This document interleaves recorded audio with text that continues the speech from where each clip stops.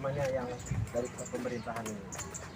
Apakah kita menyampaikan persoalan ini ke DPR secara gamblang untuk mereka menyelesaikan, atau kita tunggu mereka atau kita jemput mereka, atau kita jemput begitu. Sekarang saya serahkan semuanya ke Pada. Maksud saya umpamanya tidak ada kabar hukum, kita jemput mereka ke kabar hukum atau ke Sekda, ada Sekda. Tanjung Lombok Utara tanggal 10 Januari 2022, LSM Surakagung bersama masyarakat Desa Pansor datangi kantor DPRD Kabupaten Lombok Utara dalam rangka hearing dan mediasi terkait permasalahan Pilkades Pansor yang sampai saat ini belum kelar. Diterima Komisi 1 DPRD KRU, rombongan audiensi mengungkapkan aspirasi mereka untuk ditindaklanjuti oleh DPRD Lombok Utara. Masyarakat meminta agar menunda pelantikan, membuka kotak suara untuk pembuktian, dan mendesak mengadakan PSU. Kedatangan masyarakat ke DPRD adalah dalam rangka meminta DPRD untuk memfasilitasi dan penyelesaian sengketa pilkades secara adil. Pasalnya Pemda sangat lambat dalam penyelesaian masalah sengketa pilkades di Desa Pansor, Lombok Utara.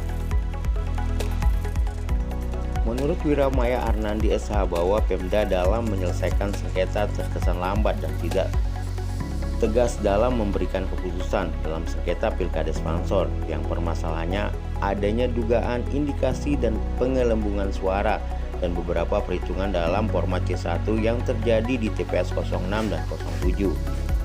Sementara itu, Komisi 1 DPRD KRU Bapak Fajar Marta akan memfasilitasi dan mengupayakan penyelesaian masalah Pilkades Pansor ini segera dan akan berkoordinasi dan memanggil Pemda dalam waktu dekat agar tidak menjadi masalah yang berlarut-larut. Asmud Utara ALCTV mengabarkan dari Kabupaten Lombok Utara. Soalan ini tidak akan menyerah kepada DPR Kabupaten Lombok Utara ya.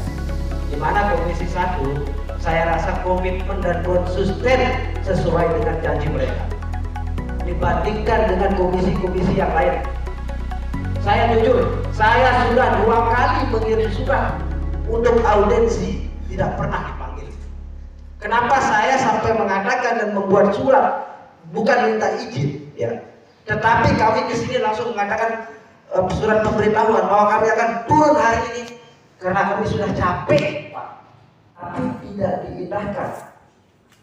Seketika pula langsung melayangkan surat ke Bupati karena atas tidak ada tindakan saat itu.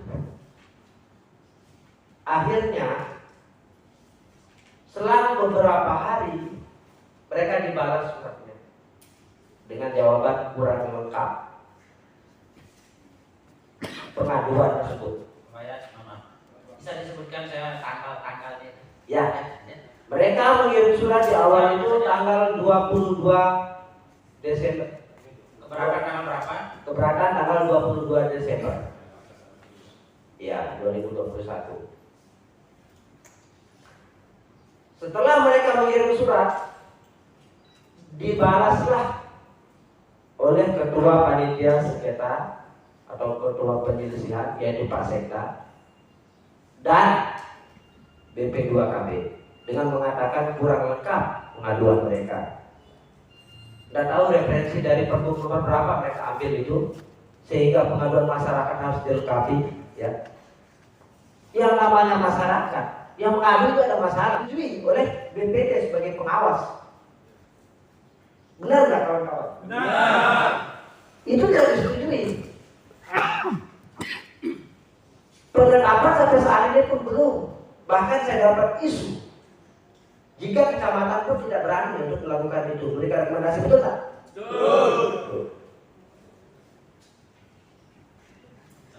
Poin masalah. Sebentar sebelum dilanjut, artinya sudah pernah dilakukan pleno desa. Lihat kepala desa, bupati, wali kota wajib, ya sekali lagi wajib perselisihan dalam jangka menyelesaikan perselisihan dalam jangka waktu 30 hari.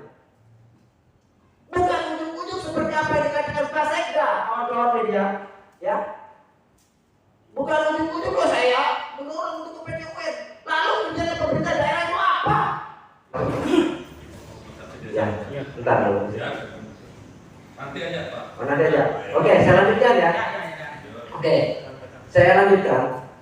Yang kedua, tuntutan masyarakat ini PSU. PSU. Oh ya. Pertama, gagal pelantikan keinginan masyarakat dengan ada bukti-bukti tersebut. Tunda pelantikan untuk yang dipansor. Itu poin yang kita inginkan. Yang kedua, buka kotak suara. Yang ketiga, PSU. Kenapa gagal pelantikan? Ini secara logika ya. Kalau semuanya tidak melalui persyaratan, apa pakai dasar Dewan sebagai DPR?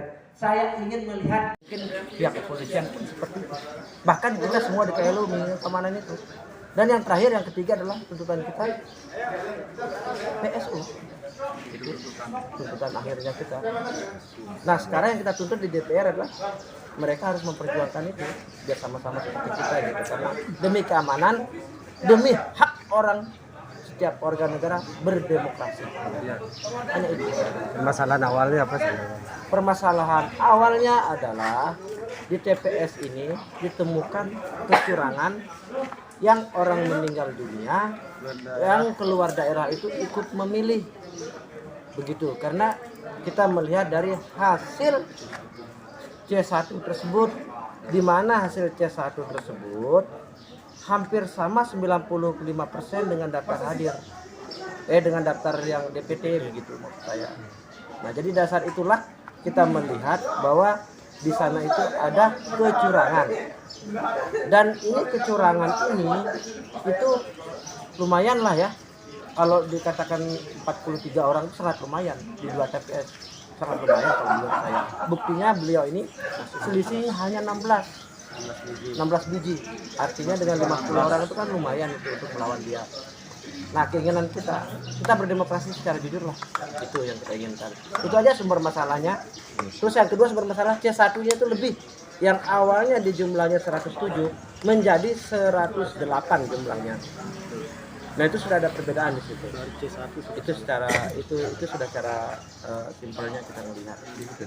Tapi kan ada rencana mau pemindahan kotak suara. Bagaimana menyikapi? Ya, jadi kita mengetahui akan dipindahkannya kotak suara. Itu baru kemarin malam kayaknya kita tahu, tadi malam gitu. Nah, jadi harapan masyarakat kotak suara itu jangan sampai dipindah dari tempat yang sekarang, karena itu kunci dari segala macam persoalan. Dan yang kedua, kalau di sana itu masyarakat dari kedua kubu ini bisa menyaksikan, melihat kotak suara itu dan ikut menjaga beserta dengan aparat kepolisian. Nah, jika dipindahkan itu ke suatu tempat atau ke B2KB ataupun kemana, nanti takutnya kita itu akan dikurangi dan dia apa-apakan lah gitu ya kan. Artinya itu merusak barang bukti. Itu yang kita tidak mau. Sampai ngadu ke DPR, artinya bro nggak percaya dengan eksekutif dong? Ya. Jujur, saya tidak percaya dengan eksekutif dan DPR. Kenapa saya bilang kayak begitu? Kami mengadu ke DPR ini karena apa? Mereka itu sebagai kewajiban lah untuk mewakili masyarakat begitu. Kenapa kayak mengadu? Dan kenapa juga saya minta sanksi tadi? Dan kenapa kami minta jatah waktu? Ya karena kami kurang percaya. Nah, sekarang kami lihat kalau memang mereka sukses menyelesaikan persoalan yang ada masalah ini, ya kami percaya. Makanya eksekutif lempar tangan kemarin. Iya. Sehingga abang mau ngadu ke sini sama pemerintah maksud saya. Iya. Kita bukti dan begitu